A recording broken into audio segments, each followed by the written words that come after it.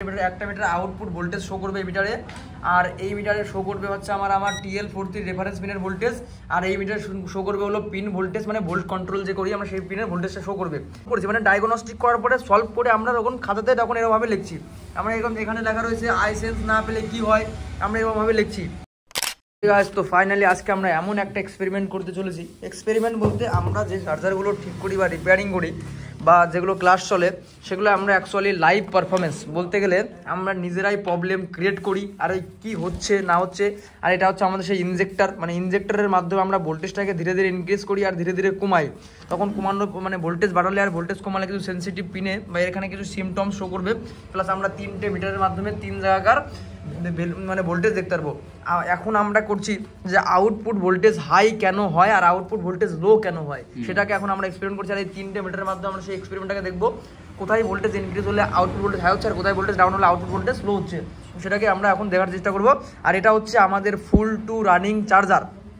আমরা এখানে তোমার একটা প্রপ দুটো প্রপ আর এখানে একটা প্রপ, 3টে প্রপ, আমি 3টে প্রপ দিয়ে দিছি। তো আমি এখান থেকে ছটা আমি এখানেই দিয়ে দেবো। এখানে হচ্ছে আমার 3টে প্রপ থাকবে, যেখান থেকে আমরা 3টে মিটারের জন্য 3টে নেগেটিভ প্রপ এরকমভাবে লাগানো থাকবে। এখন আমি আরেকটা কানেক্ট করে দেবো। আর আমাদের যে আমাদের যে 3টে পজিটিভ প্রপ, এখানকার দুটো আর এখানকার যে 3টে পজিটিভ প্রপ দিয়ে আমরা 3 জায়গার ভোল্টেজ মেজার করব। ঠিক আছে, চলো এটাকে দেখা যাক। এই মুহূর্তে আমাদের সমস্ত সেট আপ রেডি। আমরা এখানে 3টে মিটার লাগিয়েছি, আর এই 3টে মিটার একটা প্রপ এখানে লাগানো আছে, আর এই দুটো প্রপ আমরা 2 জায়গায় লাগাবো। তাহলে 3টে মিটারতে আমরা 3টে মিটার একটা মিটার আউটপুট ভোল্টেজ শো করবে এই মিটারে, আর এই মিটারে শো করবে হচ্ছে আমার TL43 রেফারেন্স পিনের ভোল্টেজ, আর এই মিটারে শো করবে হলো পিন ভোল্টেজ, মানে ভোল্ট কন্ট্রোল যে করি আমরা সেই পিনের ভোল্টেজটা শো করবে। তো এই মুহূর্তে আমাদের যে ক্লাসটা চলছে সেটা হচ্ছে with practical fault create and solve problem এর মানে ক্লাস, যেখানে আমরা একটা ভালো রানিং চার্জারের প্রবলেম আমরা ক্রিয়েট করেছি। সেই প্রবলেমটাকে আমরা সলভ করেছি, মানে ডায়াগনস্টিক করার পরে সলভ করে আমরা যখন খাতাতে তখন এরকমভাবে লিখছি। আমরা এরকম এখানে লেখা রয়েছে আই সেন্স না পেলে কি হয়, আমরা এরকমভাবে লিখছি। তো এই হচ্ছে আমাদের ক্লাসের ডেমো। তো এরকমভাবে শেখালে পরে কি কেউ শিখতে পারবে না পারবে না? পারবে। ঠিক আছে, তো একদম মজা লাগতেছে তো, চলো ঠিক আছে। আর এটা হচ্ছে এমন একটা জিনিস যখন আমাদের কোনো জায়গার ভোল্টেজ বৃদ্ধি পায় তাহলে কি কি চেঞ্জ হয়, মানে কোথায় কোথায় চেঞ্জ হওয়ার কারণে আমাদের ভোল্টেজটা ইনক্রিজ হলো, আর যদি আমার আউটপুটের ভোল্টেজ হাই হয় তাহলে আমাদের কি হতে পারে ভবিষ্যতে, তো সেটাকে আমাকে ফলো করতে হবে। আর কেনই বা আউটপুট ভোল্টেজটা হাই হয়ে গেল, প্রত্যেকদিন একটা কারণ থাকে, সেই কারণটাকে আমরা খুঁজে বের করবো, আর এই মিটারে আমাদের প্রত্যেকটাতে শো করবে, তাই কি না? চলো, অশুভ সময়ে কারেন্টটা চলে গেল। তো এই মুহূর্তে আমরা একটা ইনজেক্টর লাগানো আছে, যেটার মাধ্যমে আমরা এখানে ভোল্টেজটাকে পুশ করতেছি, ধীরে ধীরে বৃদ্ধি করতেছি বা কম করতেছি। তো করলে পরে একটা সিমটম শো করে, ঠিক আছে।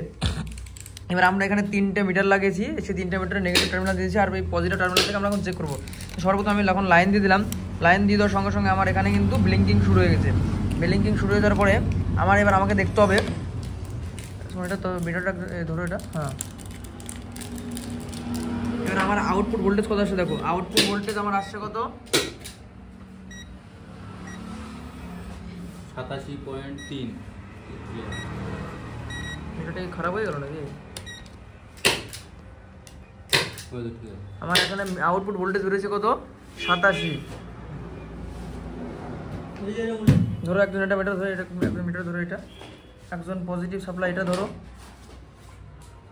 এটা ধরো ধরো।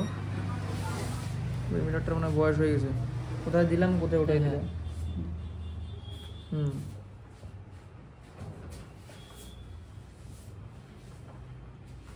এবার 3টে মিটারে 3 রকম দেখাচ্ছে। একটা মিটারে 0.8 মানে যেটা ভোল্টেজ কন্ট্রোল লাইন, ওখানে 0.8 আউটপুট ভোল্টেজ। এবার রেফারেন্স পিনে আমি ভোল্টেজটা বাড়াচ্ছি,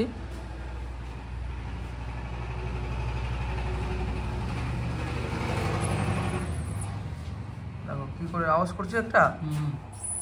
হ্যাঁ,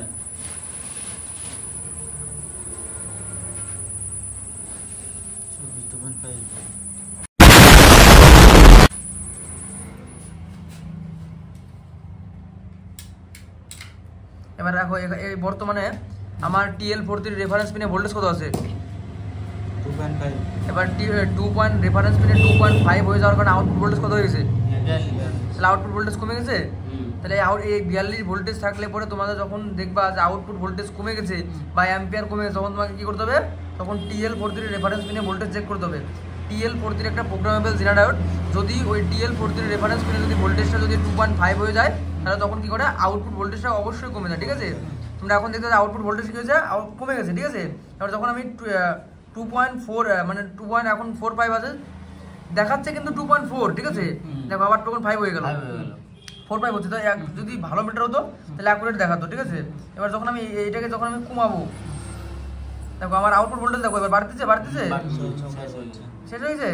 তার মানে কি আমার ওখানকার ওই TL43 রেফারেন্স পিনের উপর ডিপেন্ড করে TL43 আউটপুট ভোল্টেজ বাড়বে না কমবে।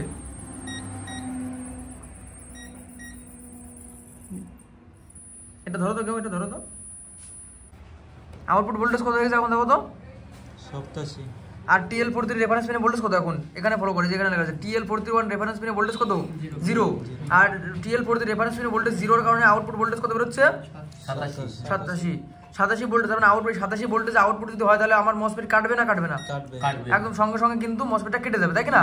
আর এখানে যেটা আমার আছে এখানে লেখা আছে ভোল্টেজ কন্ট্রোল। এবার ভোল্টেজ কন্ট্রোল পিনে এই মুহূর্তে ভোল্টেজ আছে কত 0.8, ঠিক আছে। আর আমার TL41 এ ভোল্টেজ কত আছে 0। যদি আমি TL43 রেফারেন্স পিনে যদি ভোল্টেজটা ধীরে ধীরে বাড়াই দেখো কি হচ্ছে, আমি ধীরে ধীরে ভোল্টেজটা বাড়াচ্ছি, এখন আস্তে আস্তে বাড়বে, এখন বাড়ছে। আর আউটপুট ভোল্টেজটা দেখবে ফলো করবা, দাঁড়াও একটু পরে একটু ধৈর্য ধরে সেন্স করতে করতে যখন আমার এটা দেখো আউটপুট ভোল্টেজ কিন্তু কমা শুরু হয়ে গেল, শুরু হয়ে গেছে কমছে। যখনই আমার 2.5 হয়ে গেল তখন কি হলো আউটপুট ভোল্টেজ কমে গেল। দেখো যত বাড়বে তত কমবে, তত ইনজেক্ট করবো বেশি করে কমছে। বাস্ট হয়ে যেতে পারে কিন্তু বাস্ট হবে না।